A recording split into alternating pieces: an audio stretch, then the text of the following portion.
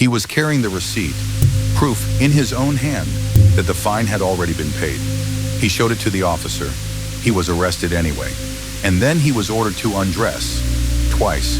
What happened next climbed all the way to the Supreme Court and decided how far the state may reach into your body.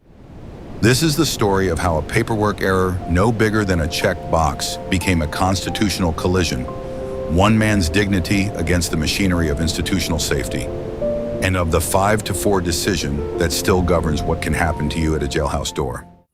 Albert Florence was 35, a finance director at a car dealership in New Jersey. On the evening of March 3, 2005, he wasn't driving. His wife was at the wheel. Their son was in the back seat. They were on their way to dinner, a small celebration because they had just bought a house. The kind of ordinary good evening a family remembers for the right reasons. The SUV was his. He had worked for that car. And when a state trooper pulled it over and ran the plates, a name came back attached to something old. A warrant, Essex County, failure to pay a fine. Here's the thing about that warrant. The fine had been real once. It traced back to an old case, a penalty he had been paying off in installments. He had fallen behind.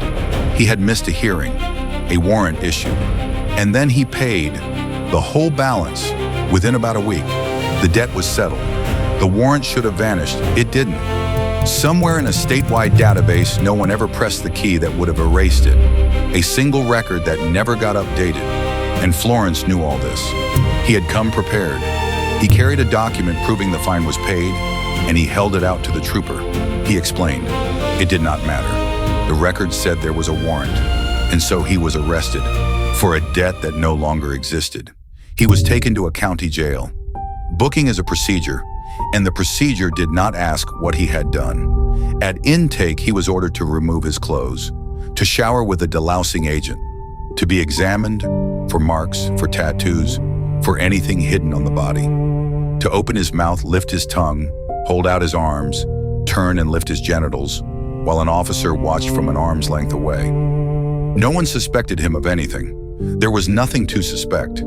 It was simply what the door required of everyone who passed through it. Think about the smallness of it, not the drama, the smallness.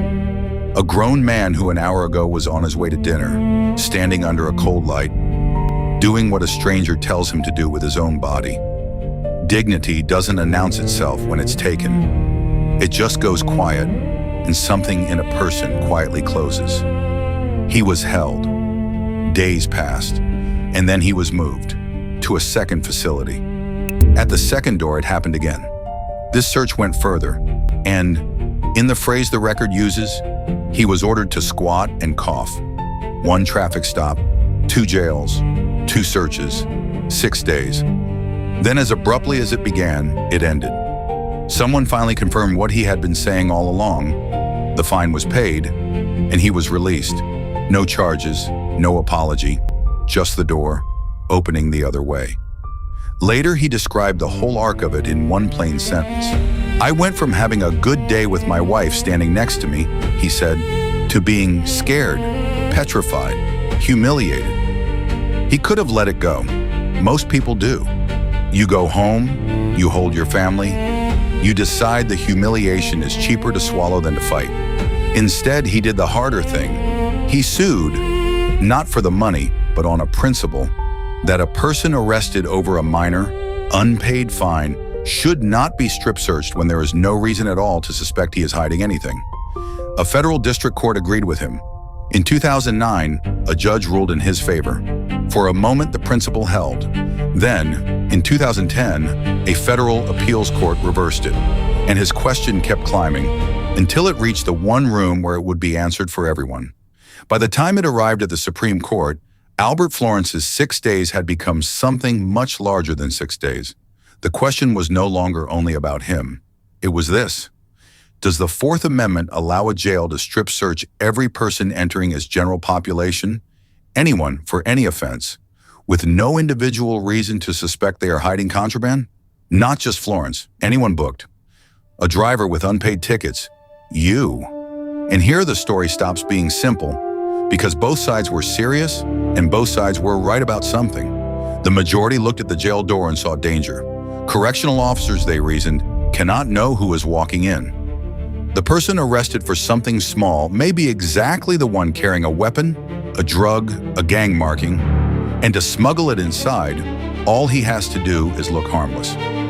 Justice Kennedy, writing for the court, gave the reasoning its hard edge. The seriousness of an offense, he wrote, is a poor predictor of who has contraband. He pointed to history, that one of the September 11th hijackers had once been stopped for a routine traffic violation, that Timothy McVeigh was arrested driving without a license plate.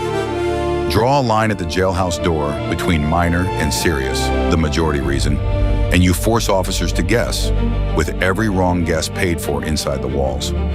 Correctional officials, the court held, must be free to set reasonable search policies for everyone entering the general population.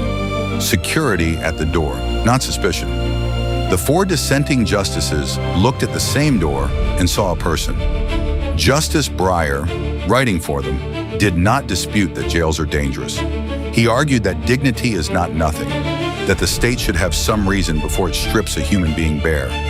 A strip search that involves a stranger peering without consent at a naked individual, he wrote, and in particular at the most private portions of that person's body, is a serious invasion of privacy. And the dissent argued that the evidence that searches like these actually turn up contraband hidden by minor offense arrestees was thin. The trade, in their view, bought very little safety at a very high cost to dignity. On April 2, 2012, the court gave its answer. 5 votes to 4. The searches did not violate the Fourth Amendment. Florence had won in the district court and lost where it finally counted. The jailhouse searches were constitutional, but read that 5th vote closely, and the victory has a seam in it. 2 justices in the majority wrote separately to narrow what the court had just decided. One of them, Justice Alito, was explicit. The court was not holding that it is always reasonable to strip search an arrestee whose detention no judge has yet reviewed, and who could be held apart from the general population. Those caveats were the price of the 5th vote, the distance between a broad rule and an absolute one. So where does that leave the line? After Florence, this is the rule. A jail may strip search a person entering its general population without any individual suspicion, whatever they were arrested for. A broken taillight, an unpaid fine, a warrant that should have been erased years ago and wasn't. The American Civil Liberties Union warned that the decision exposes the privacy of the millions who cycle through booking every year, and that because traffic arrests fall unequally, the burden would land hardest on Black Americans. The court's answer was that a jail cannot run on the honor system, and that the officer at the door cannot know which harmless-looking arrival is the dangerous one. Both of those things can be true at the same time. That is what made it a hard case, and a close one. Return at the end to the smallest fact in the whole story: a fine that was paid, a week's delay, a single record that no one updated. Everything that happened to Albert Florence, the 2 doors, the 6 days, the searches, the case that now carries his name, unspooled from a clerical error he had already fixed. The Constitution draws a line around your body. Florence Devereux's board of chosen freeholders is where the Supreme Court, 5-4, decided where that line falls at the jailhouse door. And it decided it not for a criminal, but for a man holding a receipt. Which leaves the one question the dissent could not let go of. If it can begin with a mistake this small and reach this far, whose door is next?